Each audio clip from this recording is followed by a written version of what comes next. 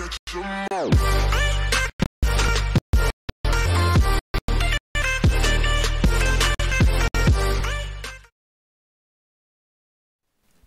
it going, everybody? I am live with Apocalypse and Chaoslance. Hi. Introduce yourselves, guys. I'll put you first, you older. That's Chaos there, who's meant to be good at being on camera, but it's just fallen short there. And I'm Alpacalypse, the king of the tinfoil theories. Move over, Pyro. Oh boy, throwing shade. No. Well, let's see Shots about that. fired. Start yourself a channel finally. Let's see where that goes, man. If I started a channel myself, it would just fall flat within the first 30 minutes. That's what everybody thinks. Yeah, look at me. I started the channel because basically you pushed me to it. Like, not that I wouldn't want to, but you said do it, so I did it. And it will soon be like 2 months since then. And it's still like someday it grows, someday it stagnates, but it's still there. Right? As long as it doesn't drop off, you're all good. I actually lost one subscriber. Yeah, I've that was lost me. like Sorry. 9 so far. It happens. You lose some and gain some. It was not you because you resubbed the day after. It was I think I some subbed guy. the first time and I've never moved it. He even sent me a message that he just couldn't stay anyone who would think that Malfield will burn the tree. Oh, well, you're getting back now. I mean, that's part of the whole tinfoily thing, man. If people don't like your ideas, if they don't agree with your speculation, they will let you know, my dude. They are not afraid to tell you. Yeah, and I'm completely okay with that. It was just like he stopped one day, and then he answered the other day. Like, you could stay at least for 2 videos, man. See what other opinions I have, maybe. They're not so bad, I promise. Well, if he was able to, like, rage quit my channel, basically, like, after one 2-minute long segment of one video, then I am glad he was not around for my why one and I will fail video. So I think before we get into the new Warbringers video, sorry about the moped in the background there, I think we should run through who we thought it was going to be and what it was before the big reveal. My first thought was Nomi. I thought he was going to burn the tree just like he burned all my fucking mats. Fucking Revenge of Nomi. Nomi's Legion. What did you think, Like, Chaos? My original guess, you know, I struggled with it for a long time. First, I thought that it was definitely Sylvanas. The day they announced it, I was like, Sylvanas did it for some good reason. But then I started to think about it, and Jaina appeared in my mind. And the line from, was it Tides of War? About the burning world tree, if Dan would interact. And then I was like, that's too obvious for it. I said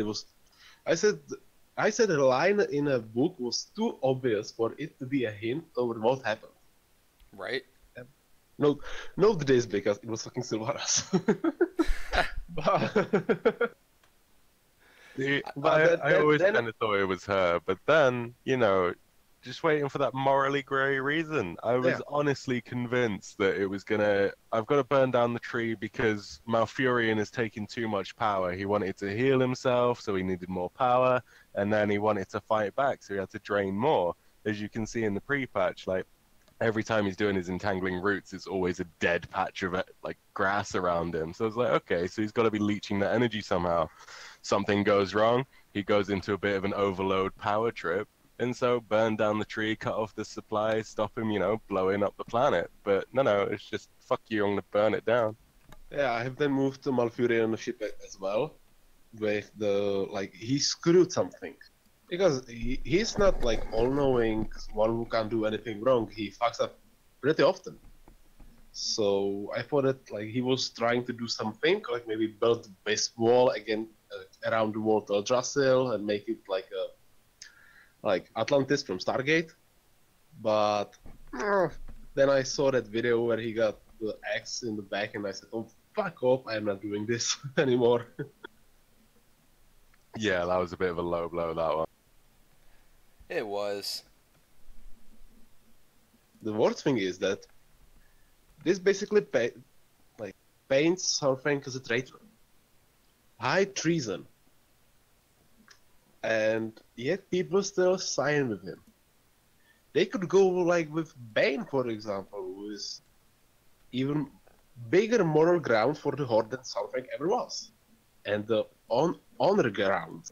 Because Bane is loyal to the Horde, he will never leave, he will state his opinion, he will fight for it. Well, Bane's not going to die, Sylvanas is not going to die, Jaina and Tyrande are not going to die, because we see them at the end times. I know they're echoes, but they've got to be an echo of something. And so it's not going to be pulled from the distant fucking past. It's going to be fairly recent. Don't forget that Nosdormu can bring up anyone he wants from the timeline. Then why not Grom? Why not fucking anyone from the past? Why not fucking Broxigar? That would be a bit of a problem for us. Actually, what we had as echoes: Sylvanas, Jaina, Tyrande, and Bane. And I'm moving around these 4 characters in my predictions way too much. Too much focus. No, really, I still think that these 4 will play a huge role, if not in Battle for Azeroth, then someone later on. So... Hey there, Lori. Thanks for stopping by. I appreciate it. I'm sorry for discount. the delayed response to you. I was trying to fix the lag on my stream. I had no idea why I had such a bad spike. I honestly don't think we're going to get a Garrosh with Sylvanas. I think we're going to have her back down, as it were, like a Thrall type thing. She kind of decides not to be War Chief rather than is forced out of the position anyway. I don't think she'll be so much as forced out of the position as much as she will. I mean, yeah, she's going to step down, but the question is what role will she take after that? Where will she go? And I'm wondering how mustache twirly that direction could be, because you don't just turn somebody's face to watch their home burn. If you're not a little bit on the diabolical side. What could her future plans for it be?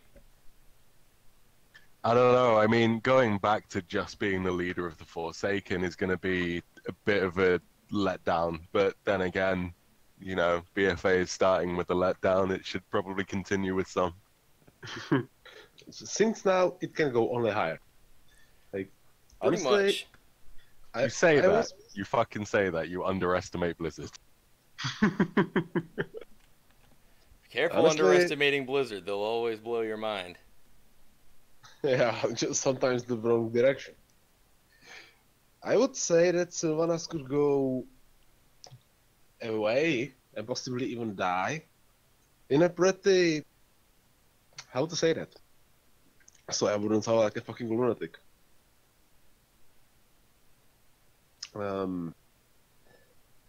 She would go away in a self-sacrificing way, which would close the entire story. So, there will be some huge problem. Let's say Nuzot infused Alaria. Let's put it like this.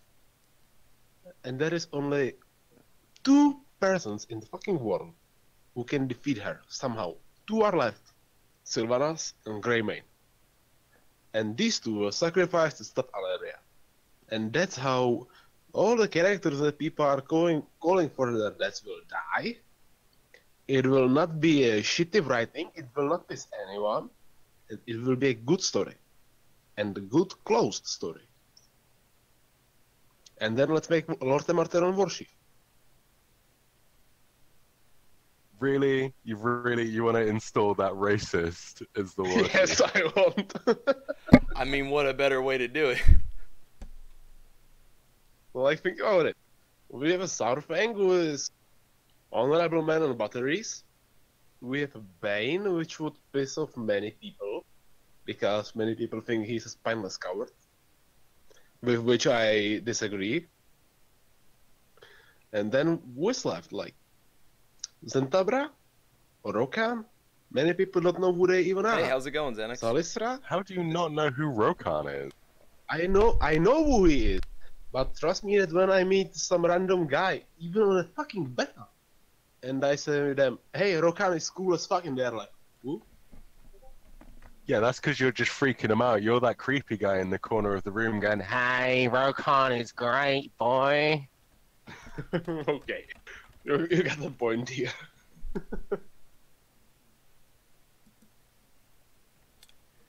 So, I wanted to get your guys' opinions because I wanted everybody to hear what you had to say about, about the cinematic. I'm struggling to get my source set up so that I can properly get to the video and not have it lag, as my computer's already lagging really bad. So I'm assuming most of the people in the chat saw it, so let's just talk about it and say spoilers. Some definite spoilers right there. I haven't actually seen the full cinematic myself. I have been told what happens though, and I've got to say I'm disappointed. I am flat out disappointed with the outcome. And what leads to your disappointment? The lack of reason. Like, they were building up this whole morally grey thing. You're going to see the good side of the Horde. You're going to see the bad side of the Alliance. Both do bad things for good reasons. But no morally grey reason happened. It was just, oh, you like your tree? Fuck you then. Yeah. I really think that even after that Malfurion failure, her plan was not to burn the tree. Like, it was just that night elf that triggered the trigger, and that set her into burn the shit down frenzy mode, and she scared even Nathanos. It was nicely shown how even he backed off. I don't know. Was he scared or was he aroused? That's a good question. It I think that's like the question we're all asking. Like, to me, it seemed like he just like stepped back and like his eyes widened, and he was like, "What?" Even he didn't expect that. Well, if you insist. Because what can he do? First of all, he loves her. Second of all, what will he do without her? Third of all, he likes his undead. So You can bribe her with no dick in. Like, oh, you burn the tree down, that's it. No nookie for a month, bitch. No nookie for a month. I think she could pick up someone else. Who, like Landuin? Oh, it gosh. didn't actually mean I don't know. Anduin. I see some love between Anduin and Bane here. What? I see some love between Anduin and Bane. They're a little close. Literally grabbing life by the horns. I didn't even know how many people were supporting like Bane doing type of thing, because like really, once the Kultiran scenario came out full, and then there was like that Talia and Anduinita, I didn't know about that. But then I've opened the forums. So many people crying out how they want their Branduin and Antion or Baneduin or Genduin even. Like, what Whoa. the fuck? Whoa. Whoa. I was just And yes, he said Baneduin, Shammy, to answer your question. I was just going through those threads like, Lori, I don't even know people? necessarily if it was a I plan would B. understand Like, when you would be supporting like I feel like she and just doing did it the fucking spite Grey that night Mane? elf. Or at Because least that like night there's elf Grey Mane, but again, spit on her come the ideal fuck on. that she would choke them out without burning the tree. She just like... That's just fucking nightmare Hang on, fuel. I'm going to get That them would to have been a talk about it better in a second raid too, than because they have some pretty good Xavier's in a opinions grey on it. room, And just we'll getting an all Anduin kind of go fucking into more pow, what we think about pow, pow in the background. it. Okay, so Lori really specifically asked, she said, I think it was a plan B when Malfurion was not killed, which was plan A, to make sure the Night Elves had no hope. I don't know that she necessarily like planned on that at all. I think the fact that that Night Elf, like, I don't know, kind of directly disrespected her in a way, you know, kind of spit on what she was doing, made her think that she didn't stand a chance. That she was like, "I'll show you. You like that tree? Well, goodbye." You know, Yeah, I mean, I definitely don't don't think it was planned. I think it was most definitely a case of, oh shit, what do I do now? And then this fucking dickhead of an elf is just like, you know what I really love, to the person that's trying to kill her. Yeah, like even with Malfurion still alive, she could take over the Narcissus and be completely okay. Hell, that whole cinematic starts with start the invasion or something like that, or big. Yeah, like she still wanted to go there and claim it, but then the Night Elf talks to her, and she just snaps into Masculine Overdrive and just yells to burn it. Still, even with but to finish my original thought, even with Malfurion alive, she could capture the tree and take the citizens as hostage, because that's even what that Night Elf said to her. There are still innocent people. She could still use them as a leverage on the Alliance, even if Malfurion was alive. He wouldn't do a shit because he would harm the innocent people. Tyrande wouldn't do a shit, although she would want, because Malfurion would stop her from harming innocent people. Shamikaze, I agree And with you completely. Anduin wouldn't do a shit, like, because he she would was be afraid of provoked. harming That was innocent the people. point. She just wanted to prove her point. Win-win, basically. Everyone would live, Alliance would be in checkmate, and the Horde could slowly take over. I'm pretty sure that was the entire original point, you know, like to kill Malfurion and choke them out. Well, even though they didn't kill Malfurion, Sylvanas was still pretty confident that she killed the hope of the Alliance and the Night Elves, taking out most of their primary military, taking out one, and then at that point, once provoked by that Night Elf, then taking out their home altogether. I mean, if there's a better way to kill hope, granted it was decided on the spot, but that's definitely the way to do it. Oh, hey, Zach, I'm actually really glad that you got on chat because I didn't get a chance to message you back on Discord. I would definitely include you in on this, but I'm already lagging really bad as it is without Accolon already being on with us. And if and when he does join, then that's really, really gonna kill the stream lag, because then that would be so many people if I had the extra one. I'm sorry, bud. I don't know if it will be actually that bad, because we're in a Discord chat room and not actually on a call, so the amount of people in the room shouldn't massively impact. Well, And I if mean, you're Nerds more than wants to welcome to join include on, him if you want. Then, if you think that would be the, I mean, I guess you're right, because it's a Discord channel. Like, yeah, if I remember the build-up of Discord correctly, then if you start a direct call with many people, you are connected to each other, and that can cause lags. But if you are in a room, it goes through the Discord primary server, and then it goes to you, so it shouldn't be lagging at all, or at least not that much. But don't quote me on that. Zach.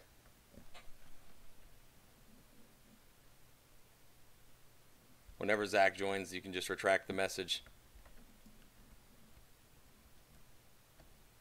yeah, that's not a problem. I mean, there are a couple of people in Discord as well that did want to join in when it settles down a little bit, once we get our bit out of the way, if they're on at the time. So at some point, we can throw it open to more people if the general conversations have been Hey, Radiv, what's going fleshed on? out, Thanks so for to stopping by, speak, and bud. we've put enough people onto the Look up the road to original meaning of madness the for an evening.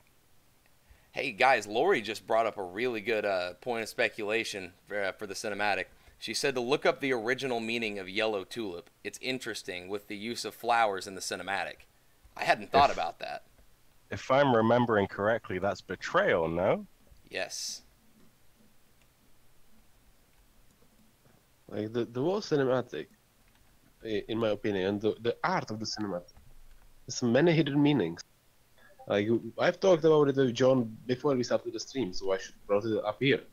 But in both Jaina's and Sylvanas War Ranger, we could see some parallels with Arthas. Like Jaina rising the ship, it was like when Arthas has risen Sindragosa, and now then there was that part where Arthas stabbed Sylvanas and she started to cry, and those tears made those marks on her face. But then, with the Night Elf, as she like came to her and she started crying, the tears were the same. It were the same tears in the same places. I watched it actually 3 times this part. I even put those pictures next to one another to compare. Like, I think that they are basically setting it up so that before the redemption snap for Jaina and Sylvanas comes, they will both feel like artists. And that's what will set up the redemption. Zach needs dragged into the channel. If one of you were able to do that really quick. I haven't seen him join the Discord. He needs to join the Discord before I can give him the role. Oh, I see. Well, I'm sure he can hear you. At least I hope so. Oh, I actually think that Zach is already here. I think he posted 1 or 2 videos. Oh, what's the user? TheNerdsTemplar. NRDS I think he's there. Oh, Zach NT. Yeah, he's chilling. He's chilling in that VC. Zach and T, yeah.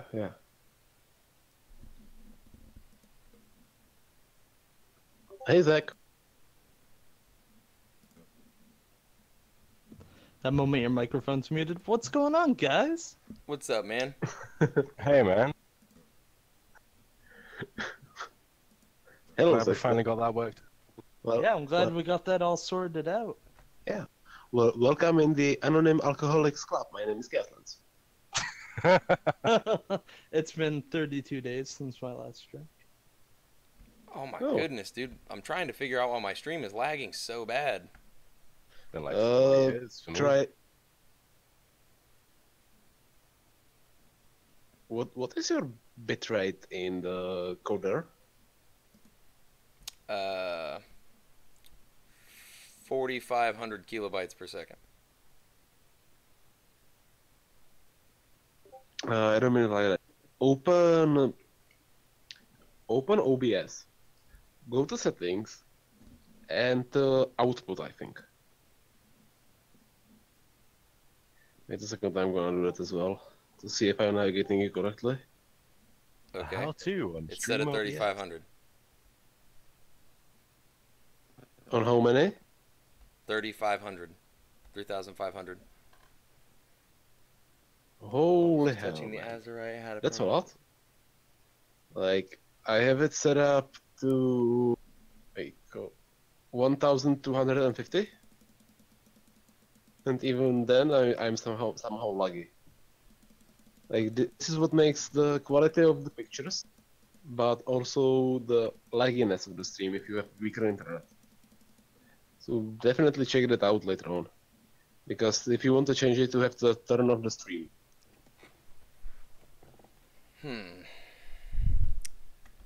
It's not letting me change it because I'm live. It's alright. I'll fuck with it later. It's stupid. I may just not be able to have WoW open in the midst of it. Actually, it looks like it's smoothed out a little bit. Well, I was going to say, this is more of like an audio video anyway. It really is. Yeah, definitely. It's more about our conversation than of what is going on in the game or about our faces. Oh, by the way, I meant to invite you guys. I'm having a bonfire over in Darnassus. You guys want to come? Just bring like whatever you want, barbecue, BYOB, stuff like that. Unfortunately, I am probably the only one EU count around, so Yeah, even though I'm one of those filthy British, I actually play on NA servers, so I'm lucky enough to where I have an account on each realm. Or How's not that realm, but, ping? I gotta ask Apocalypse. it can get quite bad. I mean, on average, I hit about 150 MS, so it's not too bad. And, you know, luckily for me, I'm a beast at this game, so I can cope with it. But at the worst, it has hit like 4,500, and that's just unplayable. Shammy said bonfire. Will there be a barbecue? You're not letting Nomi cook, are you? I let Nomi get the firewood and start the fire. Yeah, he's good at burning everything. That's all he's good at. That's why I was so convinced that he would have been the one to burn the tree. It's just waiting for him to like be giant and like standing over the tree. I think a lot of maniacally. people were waiting for that, to be fair. I think a lot of people were definitely hoping it would be that guy, just so we can have a mini little raid against that panda. Just an evil smile across his face. Dude, that'll be the last boss of Warcraft. We fight Nomi. No, like, do you remember the old meme that even Warcraft's official Twitter and Facebook page started to spread? But that was the burning of Teldrassil instead of Sylvanas. That was just that Nomi's evil face with that evil smile, like me. In that case, I seriously thought that they were serious and playing it as a joke. So then they would be like, "Ah, bitches."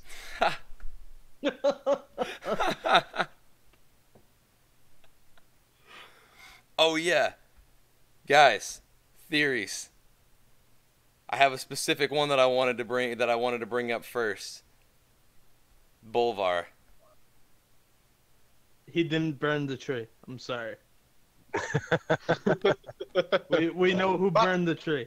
Even now, I'm going through Twitter and everyone's like, "This can't be it," but they just showed us that this is it. What if Bolvar actually really did it? Passed through Sylvanas. What if Sylvanas is now a member of the Scourge? What if she was always a member of the Scourge? Yeah, It right. was just and Arthas and I don't know, Bolvar only played it that she joined the Horde and she wanted to join the Alliance originally to crush the Alliance from within, but it didn't work. So she joined the Horde to take over the Horde and crush the Alliance from outside. Plot twist. It would explain why she killed herself when Arthas died. Well, yeah, felt like she had no more purpose. The entirety of her undeath was lived out. The one thing she wanted. That is a hole in the theory, definitely.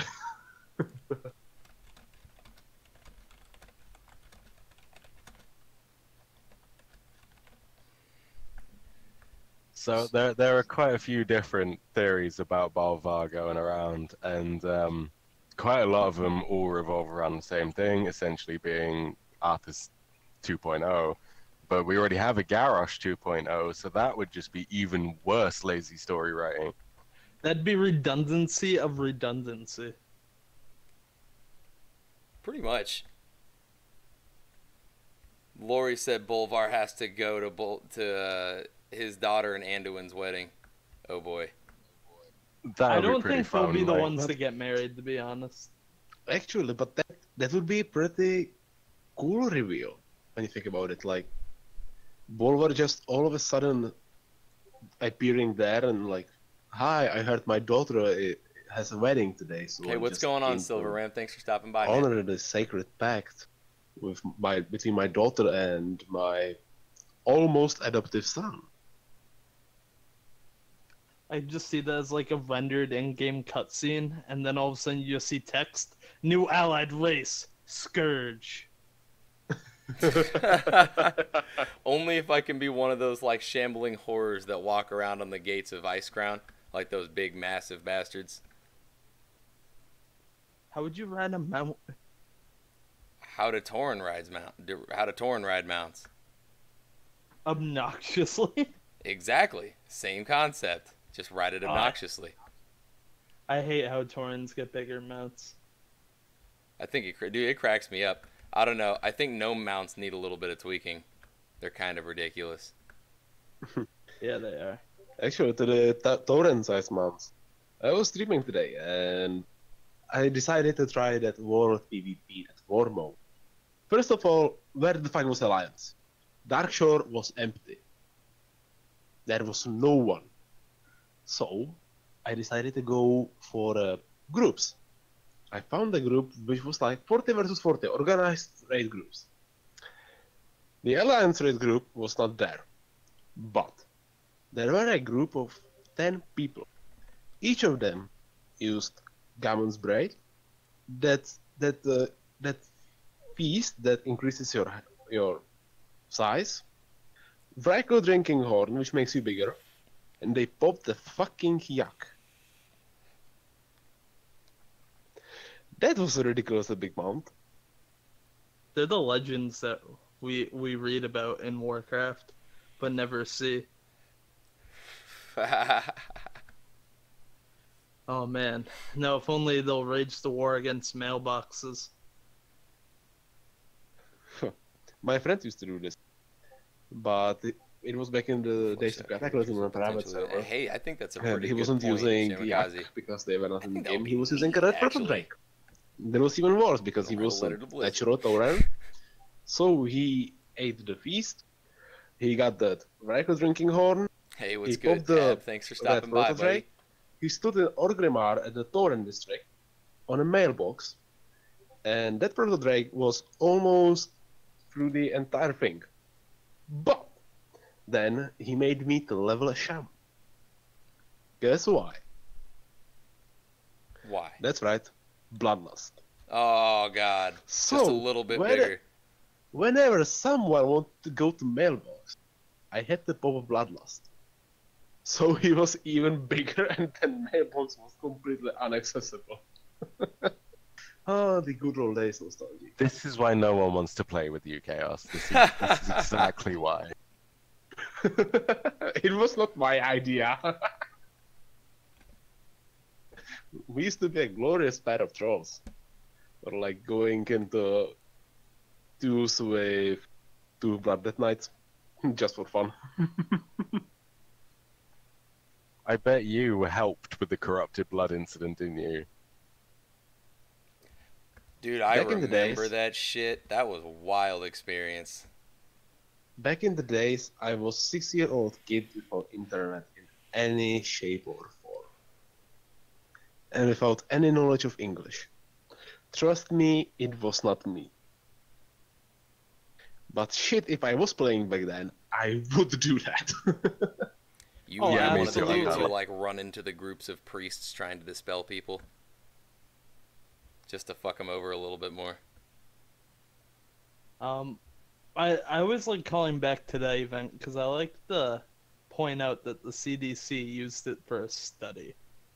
Yeah, dude, Yeah. that was interesting. You know, whenever you need to simulate any sort of attack or disease spreading, put it into WoW and don't tell people it's there for research purposes. Because there will be someone who will find out about it and spread it. And people will do it because people are cunts and trolls. But once they would know that it is there for testing purposes or research purposes, they wouldn't touch it. That is a very good point. Because they'd be like, oh, it's educational. This is boring now. Yeah, but wait, I can kill people? Yeah, that's right.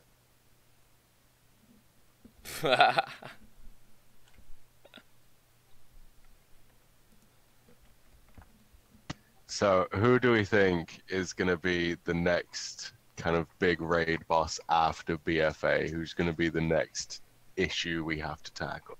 Know me. Like, seriously, I would expect a Naru to be a bad. I was thinking like some Yeah, like they're- direct, void, direct, light kind of dealio. A war between Yeah. the two. Well, I think we'd be rushing at that point because of the comic they released before Legion. Because that's gonna come, but Anduin's supposed to be like super old. But don't remember that Khadgar is technically Yeah, still Dab. 20 years old. And he's an Cake and old Alley man. all day, bro. Oh god, if they do the same, All day. like... If they do the Thing. same, I will laugh my ass off. First of all. And second of all, well... that would be kind of fuck up the plot armor. Like, actually, they could make... I think that if Anduin's life will get drawn out and be turned into an old man magically, it can come up sooner than we think. Because we have that one line from the BFA cinematic where they announced the release date, I think. Only one of us wanted this war, and Sylvanas just lost at him. This could be like a before their fight, and in that fight, she could just make him all. Huh? I mean, that's definitely plausible. Yeah, I think he says that in the book. I think so. I think towards the end he says that. Yes, it is. Because, spoiler alert for the people in chat, he's walking up to go grab someone's body, and he looks up at her, and she has an arrow pointed at him, and he goes, only one of us wanted a war. And then he walks back. But, yeah, I could see that. I really could.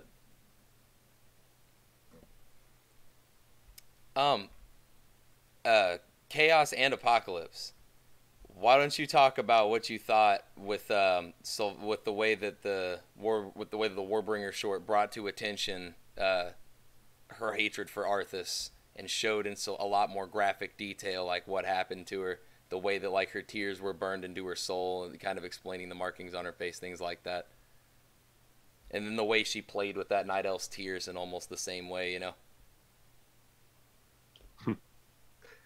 I think she's definitely turning into the relatable version of Arthas. I mean, obviously, you've got the 12-year-old edgelords that definitely relate to Arthas on a daily basis, but I think that they're trying to go for that more mainstream good guy, Lich King type thing, but they can't obviously use Bolvar because he's got his own storylines coming.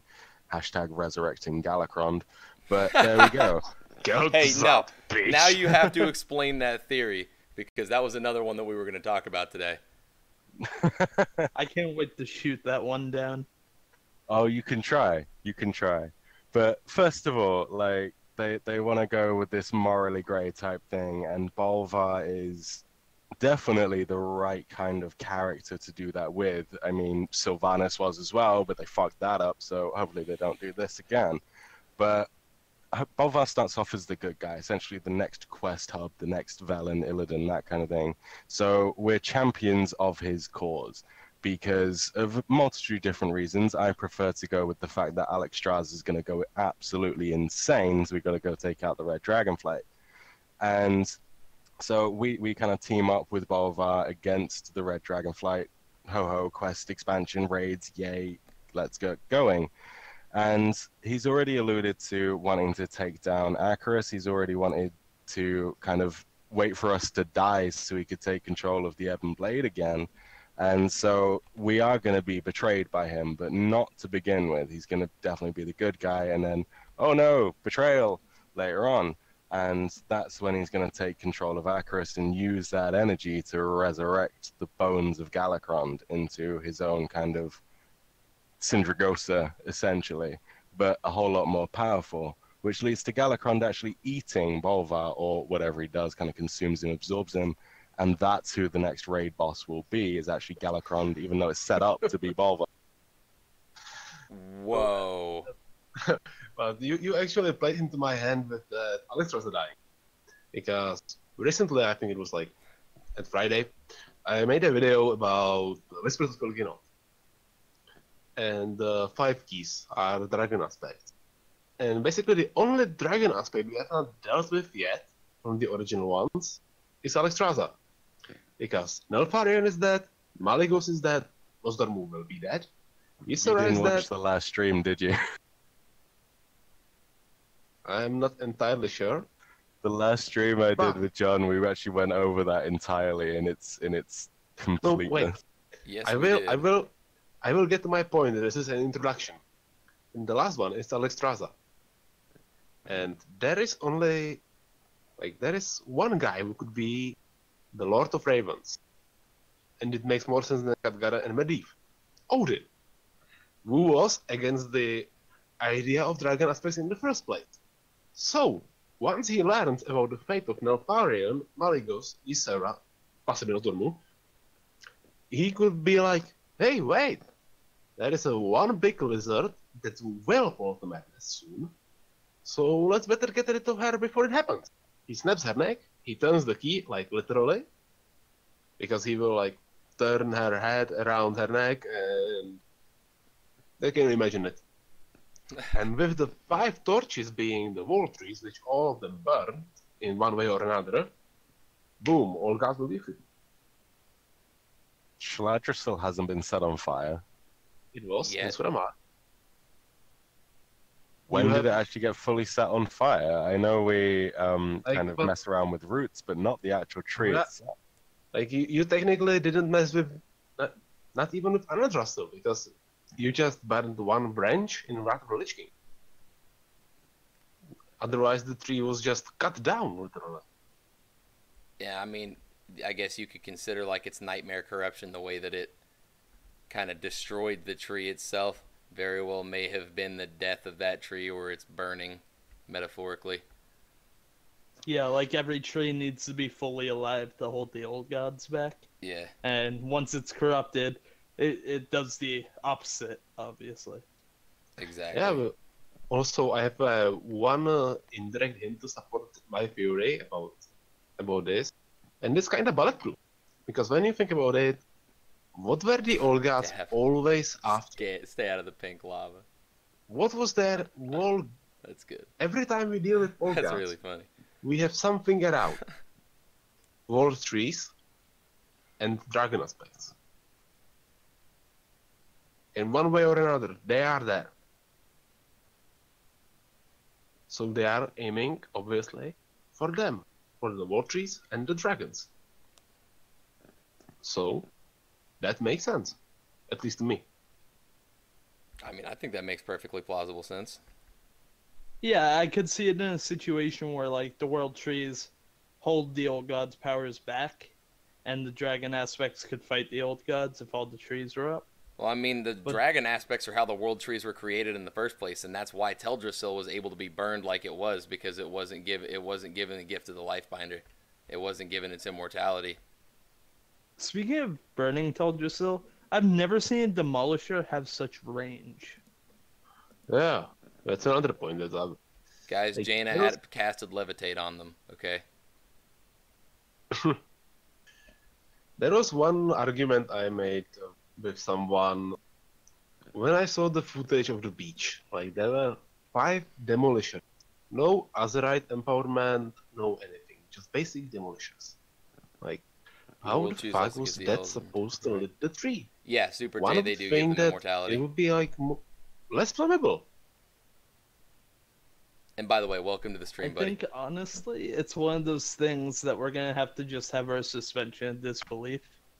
Because I get how it's easier to animate loading catapults than sending zeppelins off. I can see how one might be easier than the other. Guys, Super J in chat had a really strong theory that Billy Joel started the fire. Nah, dude, we didn't start the fire. Official Billy Joel position. It's been burning since the world's been churning. Yeah, I just got you a copyright strike. Oh no. Oh, surprising fact. Oh, go ahead. Sorry to interrupt you, but I have to get this out of my head before I forget it. But there is still a room for twist in that cinematic. Sylvanas orders to burn it. But for fuck's sake, she doesn't have the firepower to do it. So there is still a room for it to be an inside job. Like, let's say Jaina was around with that Vulturan ship, and she saw that catapult firing. And she was like, well, they don't have the firepower. But it's a lost battle anyway. So I can at least push and do it a little bit more. I see what you mean now, nerds. Like, even now, when it's plain to see, some people just come up with excuses. It's not exactly an excuse, because I don't say that Silvana didn't do it. She definitely ordered it. And she ordered it with the intention to burn the shit out of it. But still, I'm stuck with that idea that she doesn't have the firepower to do it. I don't know. I think some things we have to chalk up to kind of like when you go to the movies, you don't expect someone to be able to jump from building to building, but they do it anyway. It's just one of those things that we have to let slide. Hashtag James Bond. Hashtag any action movie post 2004. Actually, I think that James Bond is worse in that, because when you see an action movie, Hey, those what's people, going on, when they Atish? do those incredible Thanks for jumps, stopping by, bud. They are incredible and almost unbelievable, but still possible. Only James Bond jumps from a fucking skyscraper, like, lands on a helicopter, which is on the ground, but is preparing to fly. He somehow managed to survive that fall and is now on that fucking rotor of that. Then somehow we managed to jump in that helicopter, kick those 4 huge gorillas, throw them out of the helicopter, and then fight the helicopter to save the fucking world. And No then one else after does all this. that, he still has energy to get laid. Yeah, not even Chuck Norris does that.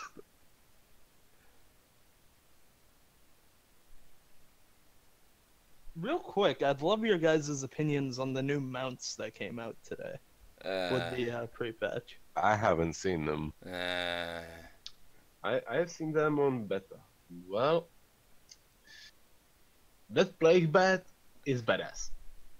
It is. It really is. I'm just sad that's basically It's the just blowing Demon the Hunter whole world class in the map. next X pack. Yeah, We go but and find those a new planet. guns Hey, are I badass. like that. I like that And thought, I like Silver it Ram. very much. I agree. But on my Let's do Demon it. Let's Hunter, I just will find be somewhere using else. Demon Fuck Hunter platform. Azeroth. Let's get off this And fucking on my route. Warlock, I will still be using Grunlink.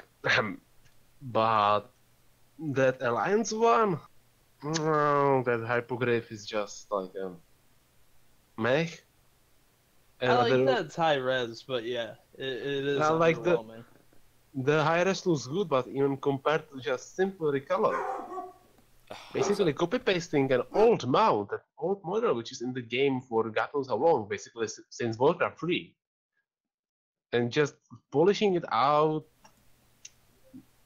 Alliance got screwed on the mounts, but then we got screwed on the lore. So We did get screwed on the lore, but to be fair, when has Alliance ever not gotten fucked on mounts?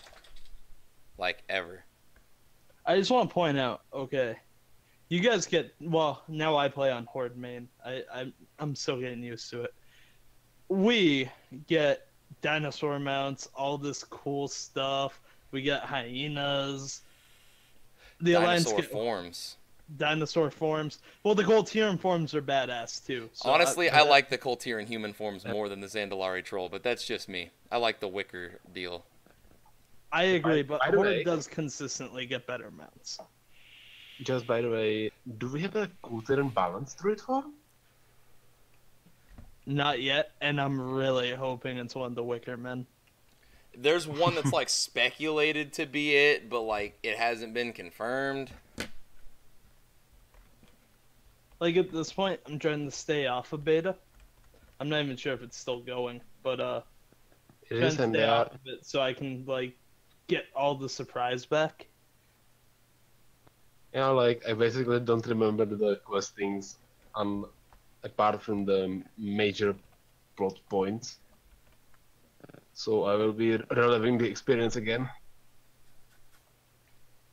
I did Drustvar on the beta, and I did some Tierguard Sound. No, Storm Song Valley. Sorry. I hear So, that Blizzard purposefully structured the beta this time around so that there weren't any like seriously spoilery points within the quest text that you were able to do and test. To be fair, though, the ending's still the same. I guess. I mean, that's kind of the most important. People will say it's the journey, but for me, it's the ending of the story. It's the conclusion that's the most important. And granted, I just know how just far one ends, and it's still my favorite like zone in all of WoW. I think they nailed it 10 out of 10, or 5 out of 7 for you young kids. But yeah, no, I love that. What? Oh, have you guys never heard like 5 out of 7 perfect score? No. Oh, it's a big meme, like over here. And I'm clinging to my youth, so I use it. It's because I'll send you guys a link to the picture later. I am from a Middle Europe country. We are 20 years behind anything else. And I am 50 years behind my country's current memes, so... Man, that puts you like a long time behind. Yeah, there's a lot of memes to catch up on. Oh yeah, man. I do feel bad for you when you get the evil Kermit. Those were terrible. No, those are great. I like the evil doggo ones. But my whole family's asleep. I should be quiet. I said bark. It cracks me up. Funny you say that because I'm dog sitting and there's a wiener dog sleeping right next to me. It's okay. I have both my labs here right now. Both ridiculous, large, and very, very loud. But they're cute. Hey, chat, what do you guys... Oh, my finger slipped. What do you guys think about the new mounts? Yeah.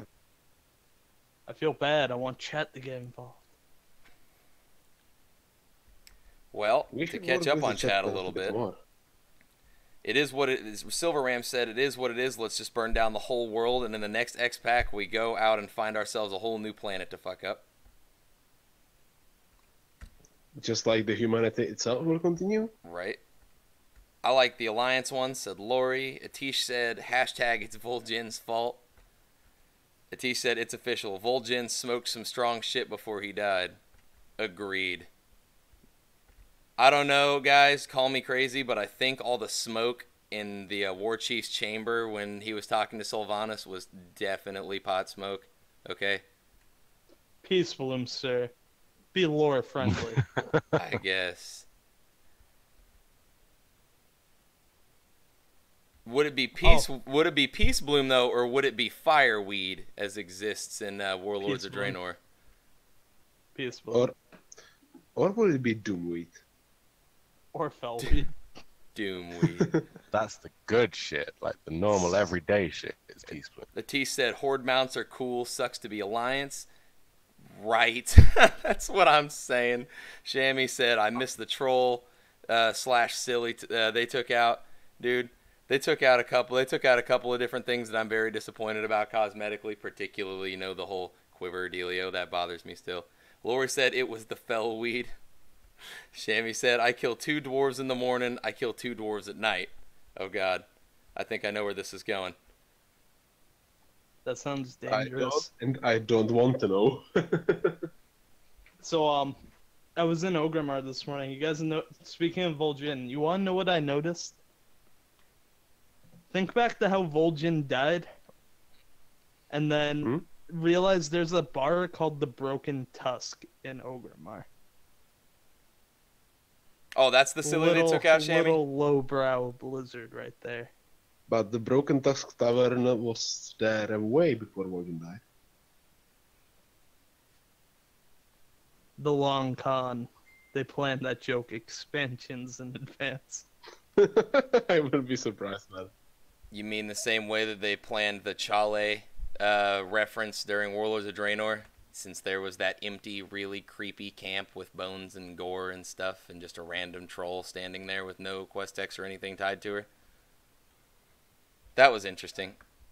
And then they had to explain it in Warlords of Draenor, I'm sure, because people were pissed that they still hadn't got an explanation on that shit. I'm really happy they did that, though. That's the kind of fan service that I am A-okay with. Agreed. For real, agreed on that one. Atish said, don't worry, Blizz will be releasing new horse mounts for the allies soon. Yeah, dude, but horse mounts are boring. Like, I gotta say, they use a pretty similar model for, like, the Lucid Nightmares and shit. But I really, really like the Lucid Nightmare model. I really like the kind of unicorn model. It's sweet. Yeah, like especially the dark unicorn model. I guess. I mean, I like the prestige mounts too. Those are really sweet. I honestly love raptor mounts. Oh, dude, I have some nostalgia with them raptor mounts. I've always loved them. That's actually the only reason why I have brought the digital exclusive edition of BFA. Whoa, so Just the to raptor. get that sweet Zandalari themed raptor. I didn't have enough money for it. I wanted it so bad though. I was just like watching my budget and I was like, should I save those money or should I spend them on something I will probably never use once the flying will be introduced? Let's get that mount. Right? Hey, at least you're gonna get at least 2 patches worth of fun with it. You know definitely. what I mean? At least you get to enjoy it some. But 2 weeks later, I got that fucking fox from Suramar, by the way. So now I'm struggling if I should use the raptor or the fox. That's a really good question. Lori said, "You think they could at least do another horse mount that doesn't look like a draft horse? An Arabian horse would be nice." I mean, I am already tired of the unicorn mounts. I mean, before they did this new honor level system and I got given like 5 in one day, I only had the one and that was the prestigious Corsair, but there were so many of them. I'm done with the unicorns. I just enjoy the model. It's just a nice mix-up. It even has a different running animation and stuff. It's nice-ish, I guess. Okay, quick question for you guys. What was your favorite class mount from 7.2? Whoa. Chamois. I really enjoyed the fidget spinner. Like, I really like how it looks, but personally, with my biggest emotional attachment, the Demon Hunter bat. That wins for me. Yeah, it wins for me too. I love the summon where they like jump up in the air with just fell ball. It's like you jump up and do the fist thing, and then you do the superhero landing on a fell bat, and it's just it's like you were actually summoning it. Right? Yeah. Silver Ram said the class mounts, Rogue. I mean, crows are cool. I like the Rogue one also. Then I also love the Shaman one, but because I don't play Rogue and Shaman, I am not going to name them as my favorite ones. I have to stick to what I play. I will admit I like the Druid one for the functionality of it. Agreed. But I don't that's cool as well. That functionality is impeccable, dude. You can't beat that. I actually have a nice little story with the Demon Hunter class mount. Because I actually have 2 Demon Hunters. One is on Draktul EU, and when I escaped from the prison of Draktul and joined the crew on Taranmel, I made another Demon Hunter because it felt worthless to me to spend those money to round transfer a fucking Demon Hunter which started at level 100 anyway. Right. And I already had the class mount from Draktul. And if you don't know, when you have a class mount on one character and then make another character of the same class, you can use the class mount on that character. So many confused people. That was glorious. I had about 50 different people whispering me how the fuck did I got the class mount on a level 102. That was awesome. I got the same questions when I decided to start a Warlock alt. They were like, how'd you get the Wrathsteed at level 20?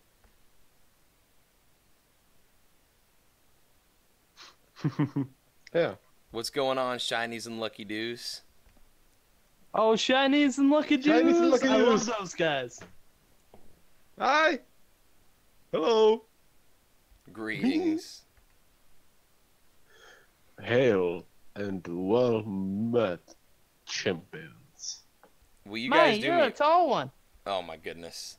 Will you do me a favor really quick, Apocalypse? Will you so that people understand what I was talking about with your Hour of Twilight theory earlier, especially when it comes to the VOD? Will you explain that Hour of Twilight theory really quick? Oh yeah. So the hour of twilight is the literal hour of twilight. It's an hour of in-game time where Murazond has basically stopped time completely. End Times instance is reimagined, essentially re-released, updated, so that we go in and that's now a raid tier. We eventually fight Murazond and take down the last of the Dragonflights, which will be the 5th key, which, again, as Chaos was saying earlier, brings in the real Hour of Twilight. But that's where Murazond kind of gets it wrong. He's trying to prevent his plan from failing, and yet his plan failing is actually what makes his plan succeed, just Right. without him there to see it. That's what kind of manipulators we're dealing with here. That's what's so interesting to me about Warcraft storyline. Like, people seem to underestimate Blizzard's writing ability, but when you look at stuff like that, the potential for that even being a possibility to me is like, holy shit, how deep are they thinking into this? Well, I think a lot of the crap that people give Blizzard is because of their own personal investment and not Later, the Lori, thanks for stopping story in. investment. Go ahead and continue, bud. I'm sorry. Oh no, you're fine.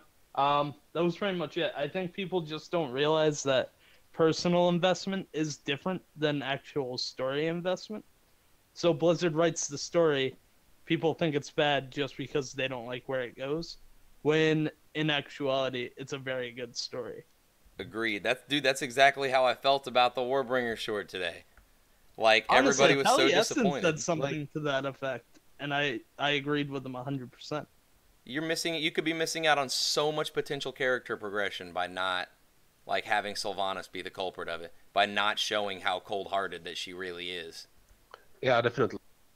I agree with that. Like my original thought about this was like, really, Blizzard, this is not the morally gray shit you are about to sell. How you are advertising the game. Fuck off. But then I was thinking about it more and more and more, and actually this opens a many of doors to develop Sylvanas even more than she is right now and push her story. Just as 1 or 2 genocides committed by Jaina were. We've got Shami, who is definitely a Sylvanas fangirl, or was until now, just absolutely raging in my ears about this. Like, apparently Golden has just flattened the character. They took a character with so much depth, so much potential, a But, like, tragic honestly- story, and just flattened it with Pan. Honestly, Sylvanas. What the fucking name? Sylvanas. Your Let's political bias is showing there. Let's give it another try, okay? Like Sylvanas has always been kind of a cold-hearted bitch. That's just now it's more obvious. It's just what they did with Illidan. They have to show the basics An of the hour character. in the void might be days in because reality. That's a really majority good of way of people who play looking the at it, game Shinies. I didn't think about Can't it read like that, between dude. the lines. They just have to What slap I don't them. like slap is the them. morally thing they promote. They have to show what's going on, That's a very just good to point. make people realize what is happening now. Like, they have to show that Sylvanas is a cold-hearted, half evil, well, 3/4 evil bitch, just to give her a redemption.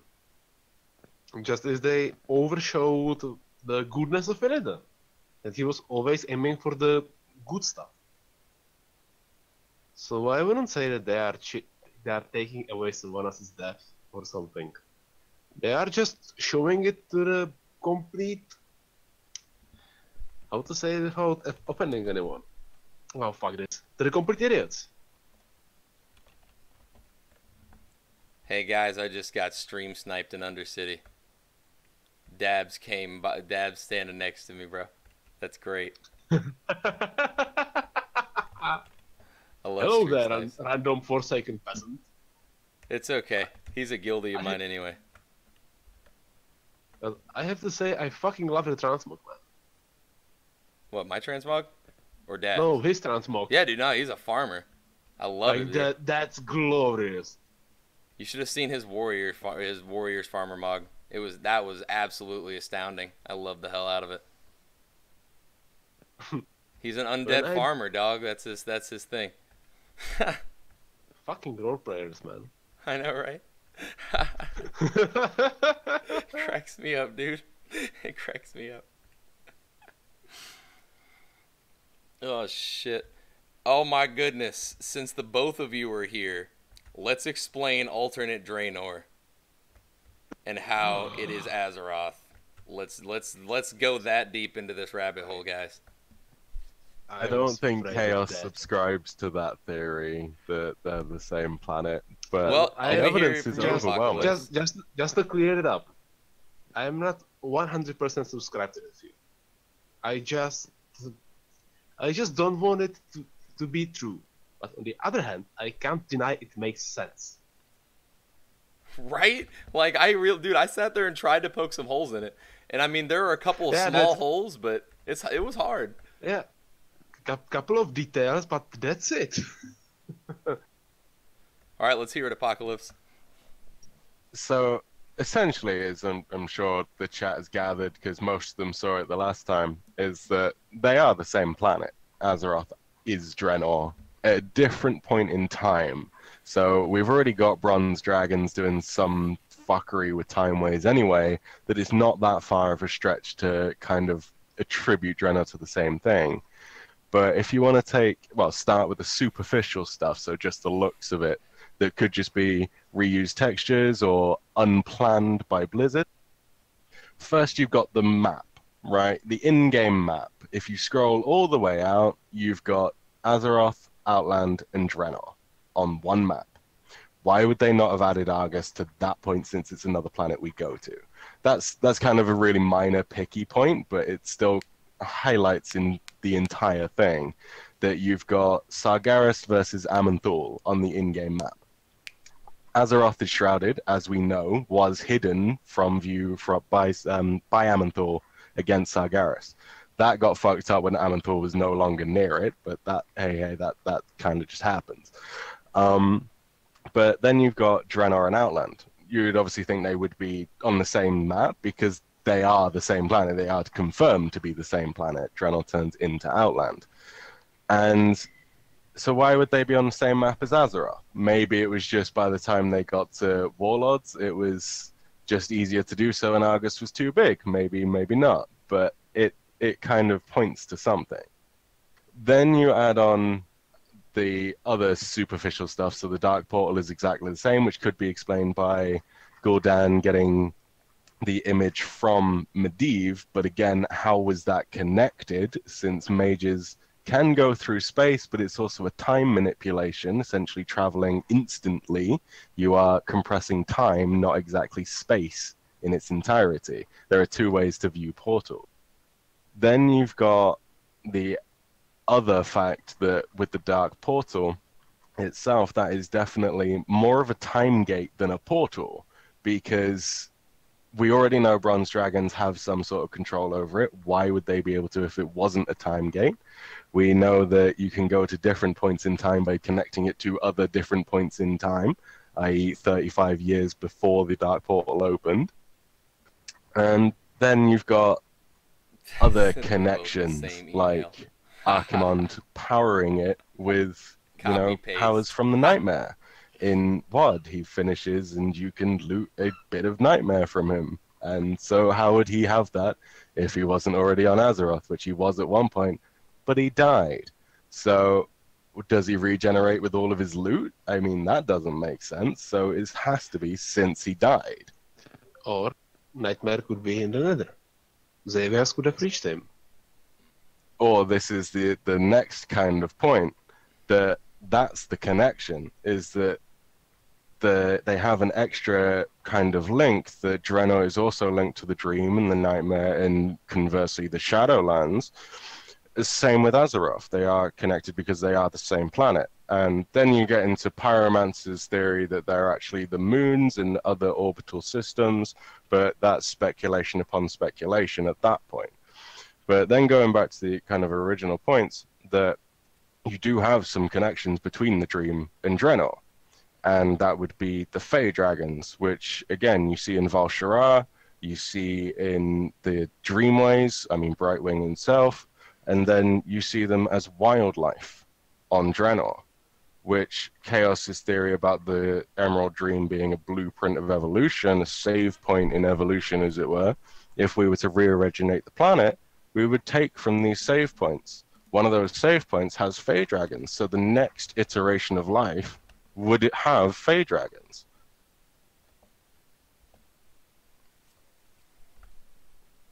Don't forget the Murlocs. The Murlocs as well. I mean, you have some monstrosities of Murlocs on alternate Draenor. Absolute monstrosities of Murlocs. But then you have a clean Murloc plushie toy riding an Elec plushie. I know that's put in as meant as a kind of Easter egg type thing, but Easter eggs are not solely always just for the attempt at humor. Essentially, they can be highlighting other things, like, oh, here's an Easter egg of a plot line we're not going to tell you about for another 5 years. Just like they very well may have done in the Cataclysm. Exactly. So, I mean, you had Void Elves in Burning Crusade on Outland, so it's not a surprise that they turned up now. They're not a new thing. But then you take a look at Chronicles, really. This is where... Sorry, a bus is going past. Then you look at Chronicles, where a lot more of this comes from, and you have the description of the spore mounds on Draenor.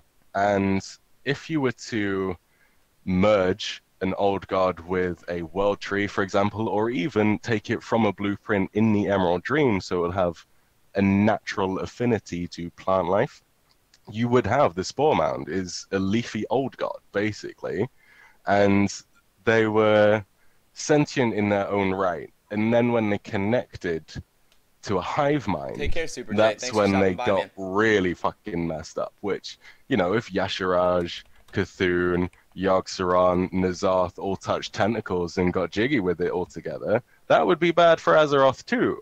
And you'd have to have the Titans step in, like they had Agramar step in on Draenor. And that is, again, another point. That is one loophole people like to point out, is that wouldn't Agramar have known? He's ordered Draenor, he was around Azeroth, so he would obviously recognize the planets. But they are outside time. This is why we don't have an alternate universe Agramar. This is why we don't have an alternate Pantheon. This is why we don't have an alternate Triumvirate, for example. We did have an alternate Velen, but we don't have an alternate Kil'jaeden or Archimonde. They are one across all. They transcend that time barrier, that reality barrier. And so, if at any point we ever see an alternate universe Agramar, this whole theory is done. Like, it's obviously not true. But we haven't seen that yet. So thus far, that leaves even less holes to poke. However, Shinies and Lucky Doos said specifically, my first question regarding this theory, do you think Draenor used to contain Azeroth's soul? Well, that is a little bit of a trick question, since Draenor was only called Draenor when the Draenei arrived. They renamed the planet because they're fucking narcissists. Not exactly renamed, but gave her a name.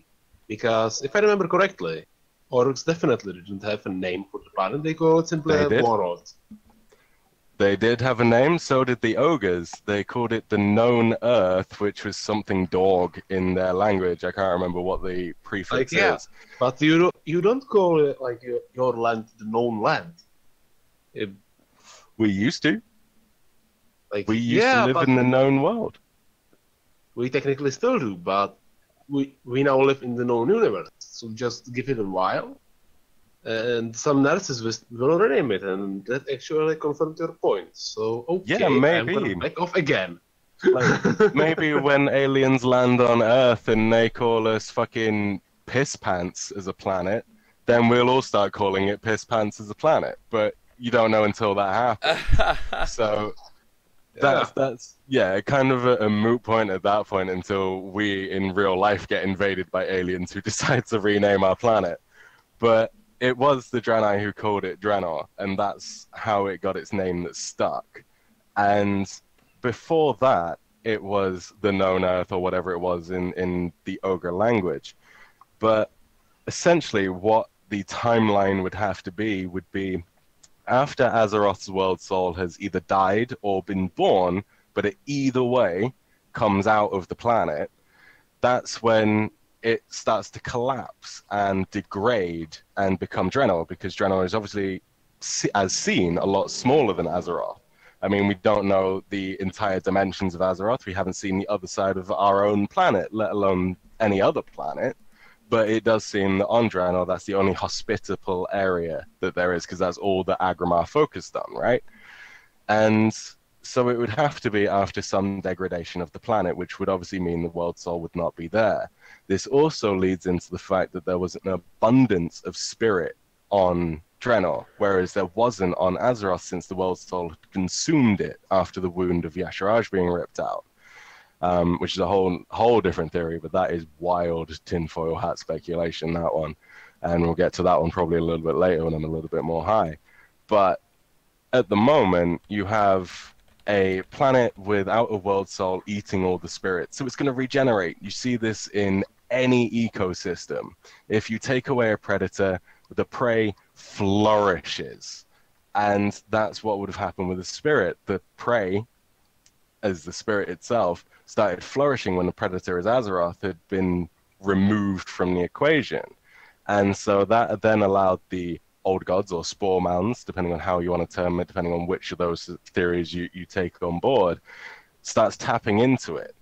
And that's how they start to get more powerful. And then obviously we have other ways of Draenor turning into Outland, whether it's either Irel, if that happens with alternate Azeroth, alternate Draenor rather, turning into Outland, if that happens. Again, if it doesn't, puts a big hole in my theory. But since we don't know what's going to happen with alternate Draenor yet, but it does look like we're going to head into a planet-cracking war going on over there, I'm willing to bet we're going to see an alternate Outland as well. Shinies and Lucky Deuce said, my next question is, in Shadows of the Horde, the Loa show Vol'jin the birth of Azeroth. Is that all simply within our timeline and separate from Draenor then? That's a good question. Well, since the timeline itself would eventually become a circle, that's, again, a little bit of a trick question, because Draenor would only be Draenor after Azeroth had been born. And so that would mean that being given a vision of the end of our planet with the birth of Azeroth, that's when what's left of it would become Draenor. So they would kind of be separated a little bit.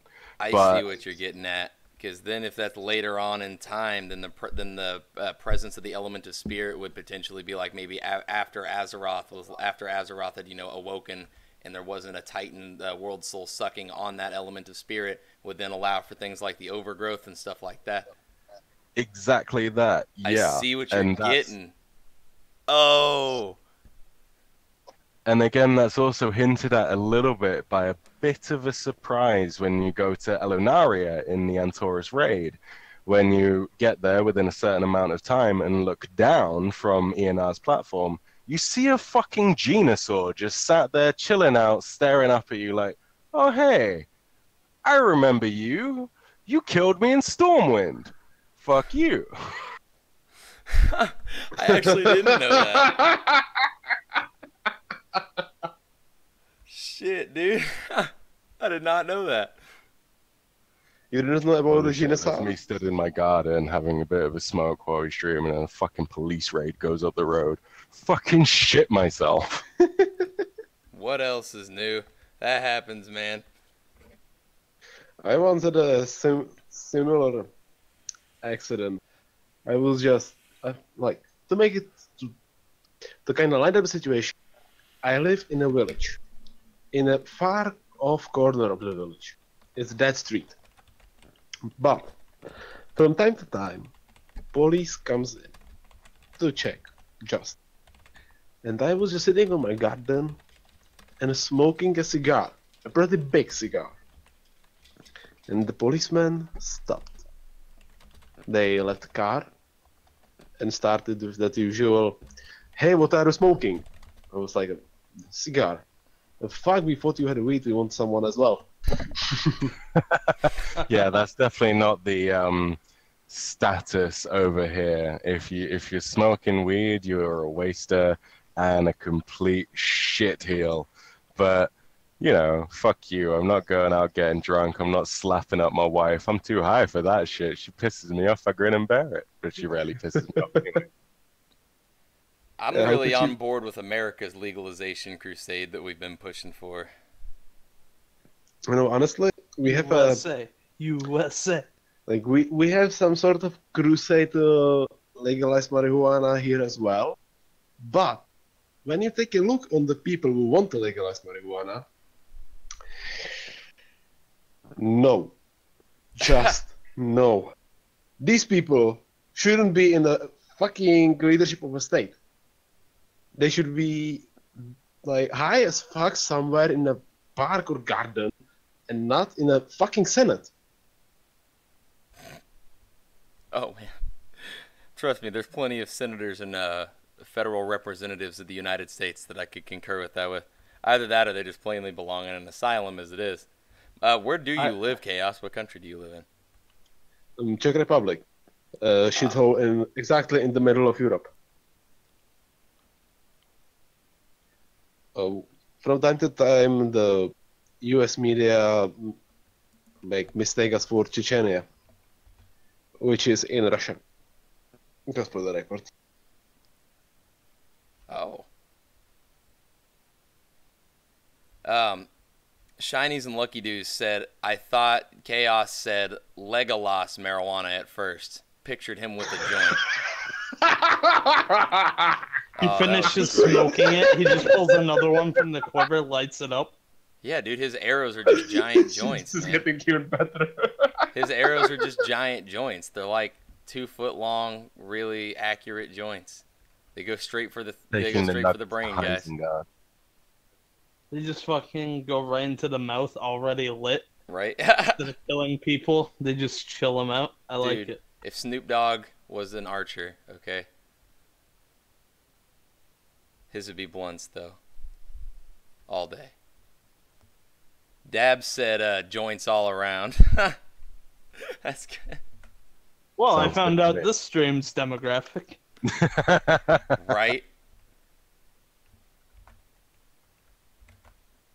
So, with the Drennery Kazazaros, now that the police raid has gone past, there is a whole lot more to it as well. I mean, if you actually take the location of the Dark Portal as well, and because it's actually at a 90-degree orientation as it is to Drenor, if you were to flip one of the maps so that it orients in the right place, the Evergrowth is actually almost on the exact spot that the rift into the Nightmare is in the Swamp of Sorrows. Almost the exact fucking spot. And since the Evergrowth actually had to tap into the spirit or the dream of the planet, if you will, it had a very convenient location, and it makes sense as to why the Evergrowth popped up where it did. And with regards to them being old gods as well, they exhibit many of the same signs. I mean, once they had taken root, they couldn't move. They were definitely all over the place. But that was tendrils. They spread, much like the old gods. And when the spore mounds themselves started fighting with the breakers, I forget what the big one's called, but they both exhibited the same kinds of things that the old gods did, where their flesh came off and was imbued with life and became whole new races of creatures like the Akir and the ogres and the Genosaur. Like, they're very related into what they do. And the Spore Mound and the Evergrowth they repulsed Agramar.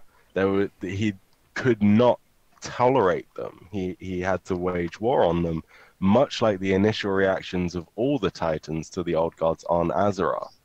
And maybe it was just a reaction, maybe it was an overcomplication of things, but I don't think there are any such thing as an overcomplication. I mean, eventually these things are going to come round to a resolve, either one way or the other, that it's true or not. But if he's outside of time and hasn't actually had that much time on Azeroth, which he didn't, he found Azeroth and then left her in the care of the other Titans, he's going to have the same kind of reaction to a world soul egg as he would to an egg with a planet inside it, like an actual world soul. So he's going to be protective. He's going to want to cultivate it more than most other planets he came across that didn't have spirits inside, because this one used to, and so would again. That's where the timeline comes full circle a long way down the line, is that a big cosmic war between the Titans after they break free of the Pantheon, and either Sargeras is killed, converted, or been converted himself by the other Titans. Then there's going to be a huge fucking fight, because as we know, Azeroth herself is already corrupted. She's half beautiful and half terrifying, as Sargeras himself puts it. And this would be why she's so powerful and can defeat the Void, or has been prophesized to defeat the Void, because she learns to control it, as she learns to control the complete opposite, because she is that perfect balance between the two, which is again why she's the perfect balance between the Dream and the Shadowlands. She is the balanced Titan, which So again... she's basically a disciplined priest, to say. Yeah, basically. I mean, John himself, you've spoken about this quite some length, about those primal forces needing to be in balance, and that's the only Titan we haven't seen, is a balanced Titan. They're all one way or the other. Exactly.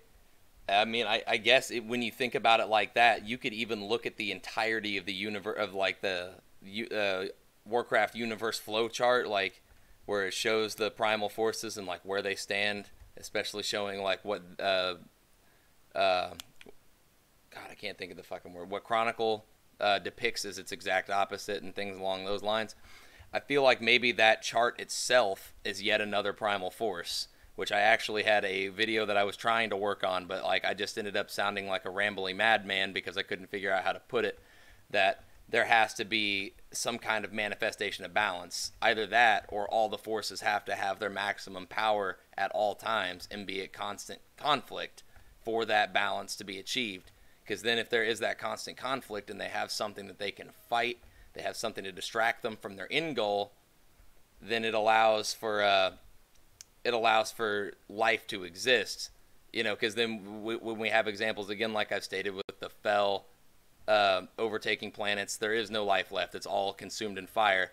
When the light overtakes the planet, everybody that doesn't follow the light to every single possible extent, doesn't light forge themselves and develop all their doubt and all their questions about the light's motivations. I mean, they wiped out everybody that wasn't involved with them, and they probably would continue to do so. We don't know. I mean, when the Void consumes a planet, of course all life is consumed. I mean, what else is going to happen? That's the point. All life has to be consumed by death and darkness in the end. A light can't burn forever. Filament will disperse at one point or another. Actually, with the light, you brought up my point about the Naru and why they do all the light forging. Basically, keep the army of the light. Because if they wanted to exist only, they could just sit down and exist. They wouldn't need to do anything. But they do.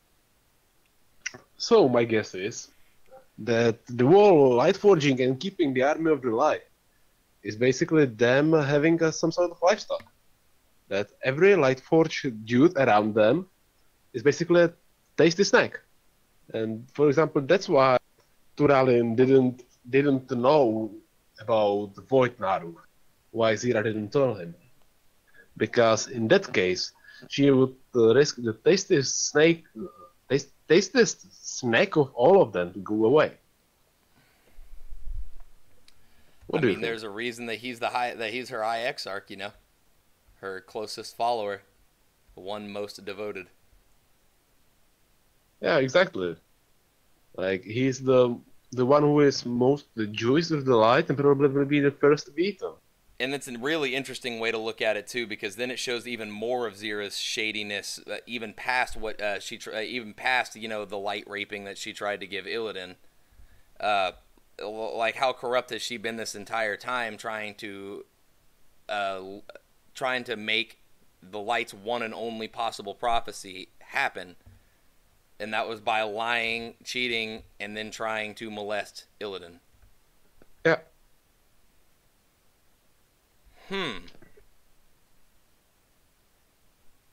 I have never thought of it like that.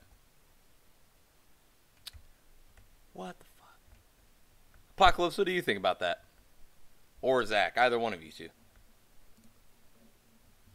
I'm kind of curious to see what Nerds has to say. He's been quite quiet throughout all of this. He was all ready to go to pop holes in the theories, and he's just said not a word since.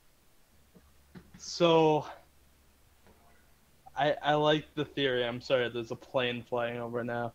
We all just live in super busy places. I guess so. I like the theory.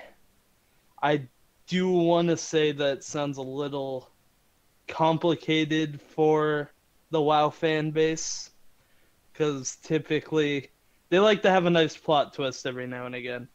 But as far as having to follow 6 different trails of breadcrumbs trying to get to the same spot, I'm not sure if they do it. But I'd be really impressed if they did. I'm not going to poke any holes here. I like it. Yeah, right, it's a good theory. That's one of the biggest problems, like with this complex theories, and even with Pyromancer theories. They are just too complex. In many cases, even though they make sense, Blizzard cannot allow to make them happen because people would just go like, "What the fuck? I'm done with this shit." This doesn't make sense. Yeah, I mean, look what happened with the fucking tree, man. We were all finding reasons why she would do it that would make sense in their morally grey reasoning. And then they're just like, no, fuck you, I burned the tree. And what, mate? Either this, or for example, look at Illidan. They had to make a light manipulated storyline to show that he was not only evil. Because people simply cannot follow the hidden hints. Blizzard simply has to make the story simple for people to follow, because they are not aiming for those insanely overloaded nerds like us. They are aiming for the not so insanely overloaded nerds like the rest of the people. There is a possibility, though, because we've seen all kinds of past Easter eggs and hints that have been expansions previous that have ended up being directly correlated with current content. It makes me wonder if they do put breadcrumbs like that in the game, so that the really over-enveloped nerds such as ourselves are able to find them and are able to solve it ourselves by overthinking it, whereas Blizzard will then have some kind of shortened explanation of the story to go along through, so that everybody can kind of get a bite of it. It would actually be badass if they really pulled one of these insane theories like Draenor's Azeroth or some of the Pyromancer stuff, which is also sometimes pretty insane and complicated, and simply released let's say, tweet or a forum post with just a, "Hey guys, we heard you don't like or you don't understand what is going on, so here's a link. The guy who predicted this happening 4 years ago." That would be absolutely insane if I ever ended up in any capacity on the fucking launcher. That would be an unreal moment in my life. Dude, Taliesin's done that multiple times now. The dude's pretty good at predicting stuff from what I can tell. And, when you make a close, when you pay attention, you can notice one thing when Taliesin says that he makes a prediction, that he makes a wild guess. He says it in a tone as Pyromancer talks about his visions. It's a fucking leak. I bet my ass it's a leak. Because if nothing else, there is no way how a mortal man can be almost always right. Right? I It mean, just doesn't that's work that fair way. if we're thinking about it logically, because you have to think about it. While content creators are obviously talking to people that work at Blizzard, I'm new to the game. Even I'm talking to people that work at Blizzard, so it's a common relationship that you form when you make WoW content. And I do not doubt for a second that someone's like, "Hey, dude, we're doing this. Do with that information what you want. Make it look cool." Right? Get as Yeah. much bait on it as physically possible. Like Because it's it ramps up excitement and it helps out the channel. yeah, it's a win-win situation because Blizzard releases a small bit of information, which the content creator wraps in. Content creator gets money, and Blizzard doesn't have to pay for any sort of advertisement. Because when you think about it, who did the most advertisement for Battle for Azeroth? Us, and I'm not talking about like a content creators only, but community.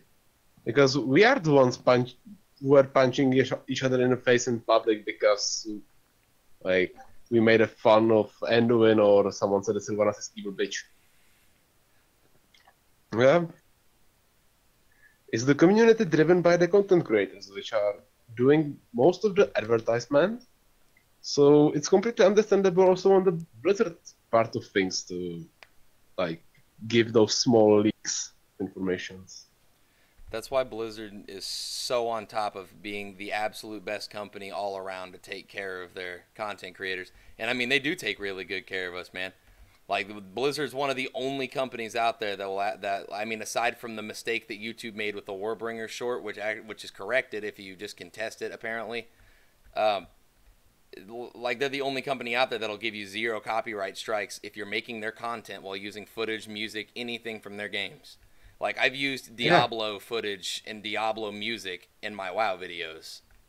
And Exactly, Wow. like I'm using StarCraft music, especially from Legacy of the Void, because some of those themes definitely fit the theme of my videos, me and too, also dude. no problem at all. Blizzard treats us real well, man. That's really all there is to it. They always have treated us real well too. Yeah, I because don't know. I mean, Echo got copyright striked on his Warbringer video for yeah, Jaina. but So that I'll was, I point did too, something but you out just on have to that, though. contest it. Well, I'll Like, point that- something out because my Sylvanas one hasn't been hit. Mine either. So it seems that they fixed whatever that was. It wasn't even the main channel. I got hit by like the South American channel. Yeah, And I dude, was like, seriously, I just didn't like even the get HUD. hit by the actual, like, US Blizzard YouTube channel. It was by the really spammy, annoying one that nobody really even pays any attention to. yeah, Mr. GM talked about on his stream yesterday that it was a mistake on YouTube's part. Yeah. That he read some forum post or tweet or something about it, and they already like made YouTube to correct the mistake, but it may still cause the issue because YouTube takes their time. So, like, content creators should probably just issue a Counter-Strike. That is Well, it's exact. hard I mean, it too. worked for me when I issued my Counter Strike. It like within, I think it was 25 minutes, they took off the copyright strike. Yeah, same here, but that's still 25 minutes that your subs got like alerted that you uploaded something, and all of a sudden you're not getting paid for it. That's a very good point. I mean, No, I'm get me not wrong, monetized I don't anyway. make money. John's Yeah, like- not making money on this yet. I don't. And I am not making money as well. Like, But at the same the- point, like us little guys gotta stand up for the giants whose shoulders we stand on and be like, "You're exactly. costing my dude some money." Like, come on Like, now. I am standing on the side of the content creators on this because not only as like I'm inspired by Accolon, Mr. GM, and all these kind of guys, but also because I'm just a fan and I want them to have the money for doing their job basically. So YouTube, if your algorithm is listening to this, solve the fucking issue, okay? Right? And now I get banned. Just watch. Shinies and Lucky Doos, I do not have my own Discord yet, but I do have a Twitter that you are more than welcome to follow. Hang on, I'll link the Twitter. Yes, like making my Twitter account working is actually not a bad idea.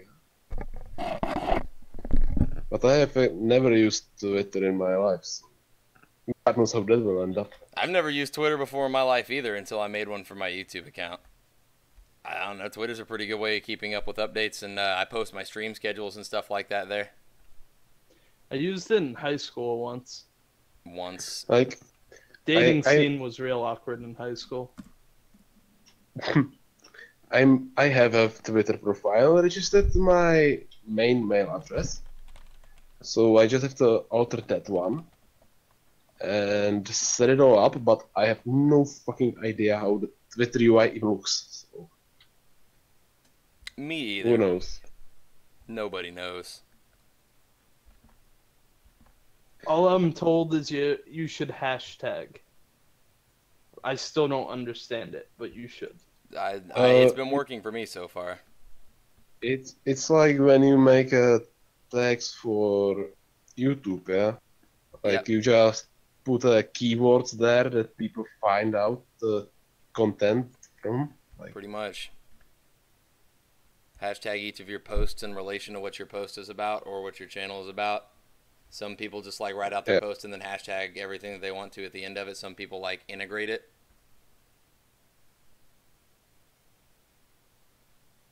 It's interesting. Like I still don't understand how actually how the psychology of people on this works, because I personally discover some things completely randomly, yeah? Good. The important things in my life have always appeared because of an accident. Not that I would look for something or anything, it just hits me in the face. So I still knows it can't miss, man. I still don't know like how people can find, let's say, like my channel. I know that I have 4 subscribers who are not from Accolon's Discord, who are not my friends or friends of any of my other friends. And yet they still somehow found my channel. How the fuck? Right? Or how was my affliction guide was capable of reaching almost 400 views? Hey, thanks for the subscribe, Shinies and Lucky Doos. I really appreciate it. When there are like far better guys who make the guys, like for example Accolon, because his guys are fucking great, especially the Warlock ones. And yet still people found a way to my channel. And there's the video is probably the most disliked video I've ever done. But they still watch the video. That's what matters. As long as you're getting views in one way or the other, because if you're still getting the views, that means that they were potentially not satisfied, or they felt like they didn't get enough information from the other guy that they watched, so they're trying to get the information they're looking for from somebody else. And if you format it well and you cover every single base that you can possibly think of, then you're really unlikely to not satisfy what people are looking for. Because you're bound to, between you and all the other content creators on YouTube that are making a video about that specific topic, between all of you, you're bound to cover every base of said topic. Yeah, but then on the other hand, like, I make something more brief, like the Affliction Guide. And it gets a shit ton of views. Some people don't like it, some people like it, okay. But then I make a really detailed guide for Demonology Warlock. It's even highly edited, and it's the top of my editing skills, and no fucking one watches it. That's how I felt with a couple of my speculation videos. I put so much work into it, like all my editing skill, and it only got a couple of views. All my dedicated subscribers really liked it, but I mean that's just how it is. I feel like I'm gaining a little bit more steady growth by streaming, and that's why I'm rolling with it, because I can hopefully create enough of a following on YouTube with what I'm doing right now that I can take it to other platforms and or actually have enough people that are subscribed to me that may enjoy the YouTube videos that I make. Yeah. Shinies and Lucky Dudes, I'm totally with you. He said, I wish I could chat with the folks in Accolon's Discord more, but I feel like I'm just on the wrong time zone. Me too, man. I feel it. Like I never get the chance. You know, sometimes I feel like I'm in a wrong time zone too, and that many of the people are just like EU guys. And still, I feel like it's just a bad time, and everyone talks when I'm sleeping. That's because we wait till you're gone, Chaos. Yeah, you are waiting to get me out of... Yeah, I get it. When the admins are asleep, that's when we shitpost. I am an admin, but that doesn't stop me shitposting. You are That's only when we post poster. pictures of cats. If that was all I had to deal with, the amount of gay porn I've seen in the last 24 hours is more than I've seen in my entire life. I wonder when it went wrong. Like, really. And by the way, guys, don't you know if the previous email address for Drama Time is still working? That's a good question. Honestly, just watch his most recent Drama Time. I think it's called like Anime Girl or something like that, and it'll probably have like updated info. I think he has a website now for you to go and post that shit to, if I'm not mistaken. Really? Yeah, I think he actually is at. I think it's at preachgaming.com now, if I'm not mistaken. Oh, we're not checking it out. I just like saw that from the most recent Drama Times, the anime content information disappeared, and in other ones he had some sort of that email address like drama, that weird thing, preachgaming.com. So I sent it there, and I like directly said, please reply to me if it arrived. Because I got no reply, I guess that it didn't arrive. I had a story end up on Drama Time once. That was Really? definitely interesting. Yeah. Like I have many stories, like many drama stories that could end up there, and Preach would laugh his ass off from those, because some of those are really retarded, some of those are good, and some of those are most recent and are shit shows, and he would like it anyway.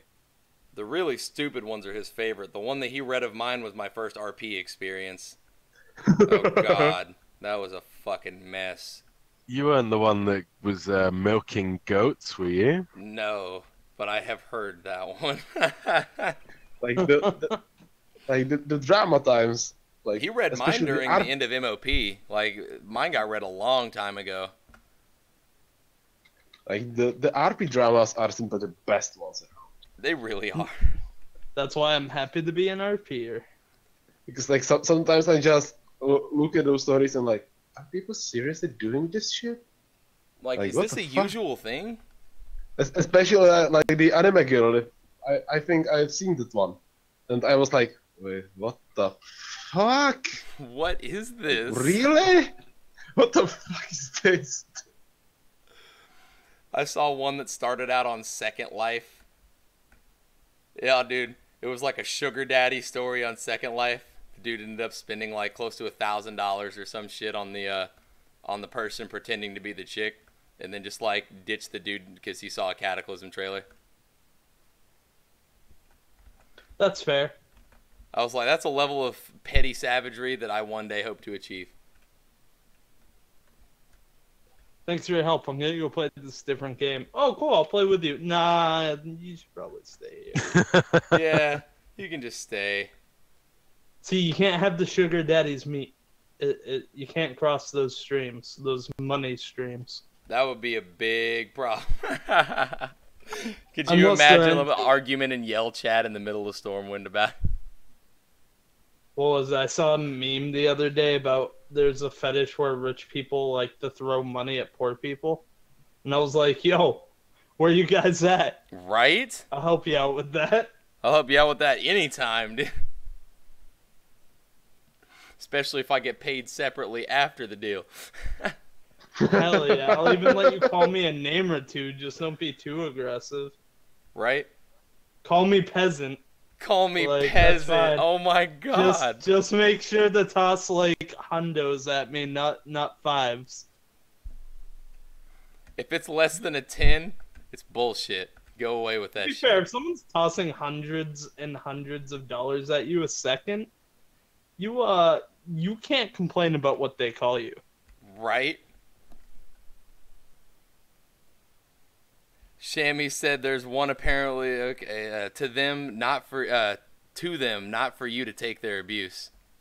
Oh, I get it. I get it. Wait, what?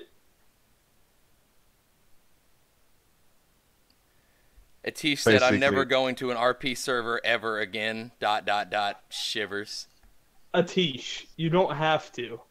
Because me and Mr. Bass here are going over that soon.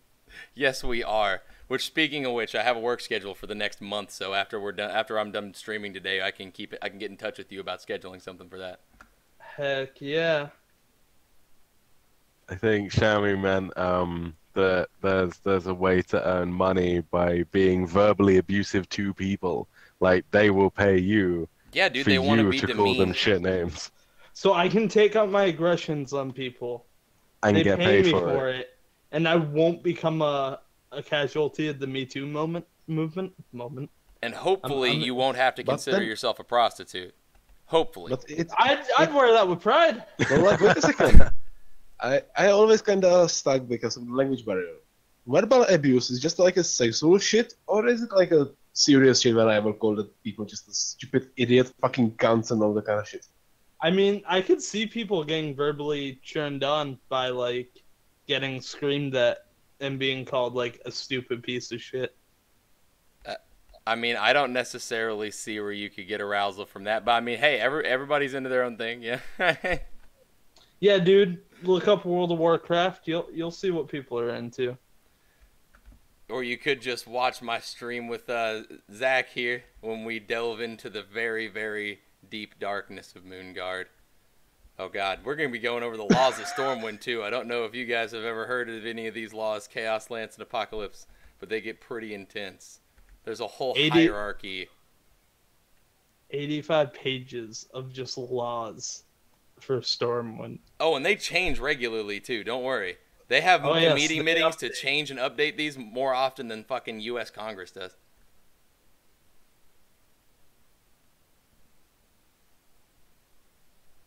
Shiny said, I think he wants a beating from Rich Alliance.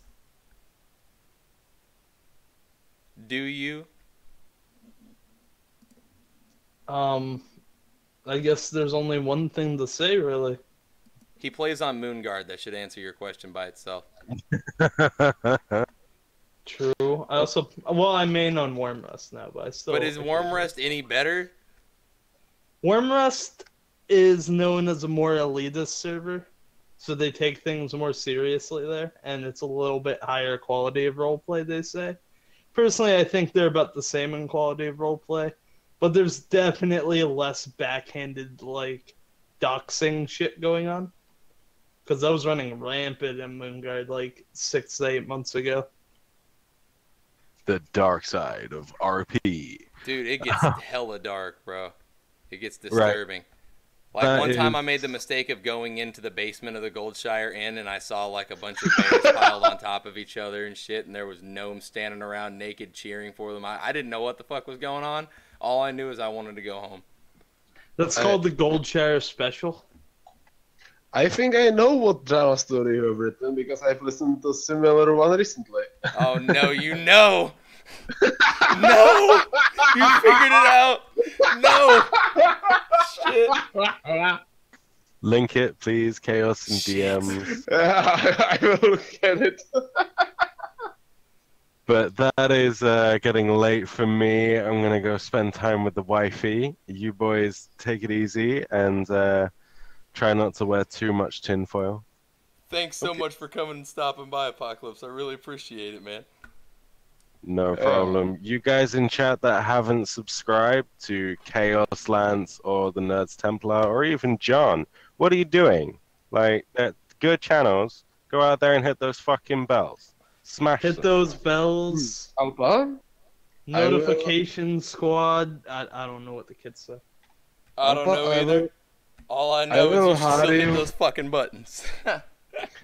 Alpa, I will hire you as a fucking advertisement, okay? Right. Hype That man was a for great advertisement. All I right, can guys. play. This was lovely, and I'll catch you later. Before I get Yep. off, I have a quick question that I wanted the chat to vote on. Shammy, I need you in on this too if you're still here. Okay? Give me 1 second. Setting up the source.